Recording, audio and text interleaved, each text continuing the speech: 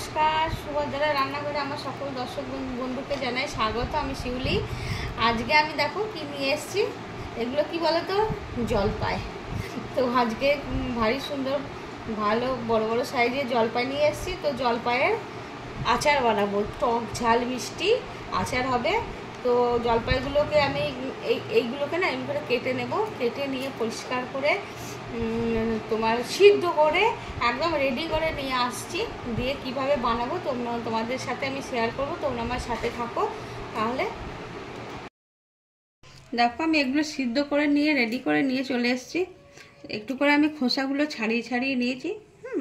দিয়ে এবারে দেখো গ্যাসের মধ্যে কড়া বসিয়ে দিয়েছি। আমি একটা ভাজা মশলা বানিয়ে নেব। তার জন্য দুটো শুকনো লঙ্কা আর একটু ধনেটা একটু আগে দিয়ে দিলাম। তারপরে দেবো তোমার পাঁচফোড়ন আছে, আর এটা হচ্ছে মৌরি আর একটু জিরে যেহেতু পাঁচফোড়ন আছে বলে কম দিয়েছি। ঠিক আছে, এগুলোকে আমি রোস্ট করে নিচ্ছি। দেখো আমি কড়া বসিয়ে দিয়েছি, কড়াতে সর্ষের তেল দিয়েছি বেশ কিছুটা। এবারে ফোড়নে দিচ্ছি, দেখো পাঁচফোড়ন দিলাম আর দুটো শুকনো লঙ্কা দিয়ে দিলাম ফোড়নটা একটু কয়েক সেকেন্ড ভাজা ভাজা হবে। তারপরে আমি এগুলো দিয়ে দেব জলপাইগুলো। হ্যাঁ, ভাজা ভাজা হয়ে গেছে, ভারী সুন্দর একটা সুগন্ধ বেরোচ্ছে। এবার আমি জলপাইগুলো দিয়ে দিচ্ছি, সিদ্ধ করা জলপাইগুলো। আমি একটু হলুদ গুঁড়ো দিয়ে দিচ্ছি আর একটু কাশ্মীরি রেড চিলি পাউডার দিয়ে দিচ্ছি কালারের জন্য। দিয়ে আমি ভালো করে একটু তেলের মধ্যে এটাকে কষিয়ে নেবো। হ্যাঁ, নাড়াচাড়া করে নেবো একটু। দেখো আমি একটু ভালো করে তেলে কষিয়ে নিলাম সুন্দরভাবে। এবার একটু লবণ দিয়ে দিচ্ছি, স্বাদ অনুযায়ী লবণ দিয়ে দিচ্ছি। লবণটা দিয়ে একটু ভালো করে নাড়াচাড়া করে নেব, কষিয়ে নেব। আমি এবার একটু চিনি দিয়ে দিচ্ছি। এখানে আমার 1 কিলো মতো তোমার রয়েছে জলপাই। আমি 750 মতন চিনিকে গুঁড়ো করে দিয়ে দিচ্ছি। হ্যাঁ, দেখো চিনিটা আমার গলা শুরু করে দিয়েছে, গলে একদম রস হয়ে গেছে আর ভারী সুন্দর দেখতে হয়েছে, সেরকম সুগন্ধ বেরোচ্ছে। এবারে আমি না একটু যে মশলাটা দেখো গুঁড়ো করলাম, তো একটুখানি এখন দিচ্ছি, আবার একটু পরে দেবো, জানো তো। এখন দিলাম একটু, খুব সুন্দর সেন্ট হবে, আর একটু পরে দেবো আবার। ঠিক আছে, এখন একটু হোক।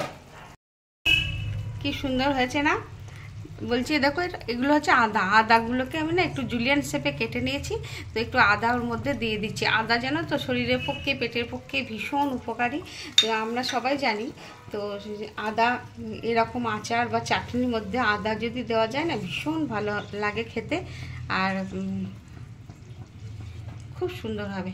ঠিক আছে, প্রায় এবারে আমি নামিয়ে দেবো। নামাবার আগে 1 চামচ ভিনিগার দিয়ে দিলাম। ভিনিগারটা কী করবো তো সংরক্ষণে সাহায্য করে, সেই জন্য একটু ভিনিগার দিয়ে দিলাম। ভিনিগার দিয়ে এবারে আমি গ্যাসটা অফ করে কিছুক্ষণ স্ট্যান্ডিং টাইমের জন্য রেখে দেবো। রেখে দিয়ে তারপরে তোমাদেরকে সার্ভ করে দেখাবো আমার কেমন হয়েছে। এবার আমি আর একটু উপর থেকে ভাজা মশলাটা ছড়িয়ে দিলাম। ঠিক আছে, তাহলে এবার গ্যাসটা অফ করে দিচ্ছি।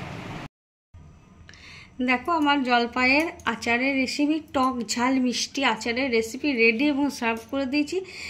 অপূর্ব সুন্দর হয়েছে। দেখো মানে এই যে রসটা হয়েছে আচারের, এটা যা খেতে টেস্ট হয়েছে না, বলে বোঝাতে পারবো না। আর আমার বাড়িতে সুগন্ধ একদম মোমো করছে গোটা বাড়ি। যাই হোক, তোমরা আমি যেভাবে বানিয়েছি না, এইভাবে একবার বানাবে, বানিয়ে খাবে, খেয়ে আমাকে তোমরা কমেন্ট করে জানাবে তোমাদের কেমন লেগেছে আমার এই আচারের রেসিপিটি। দেখো আমি গোটা বানিয়েছি। কি গরম, নরম একদম তুলতুল করছে, এত ভালো হয়েছে।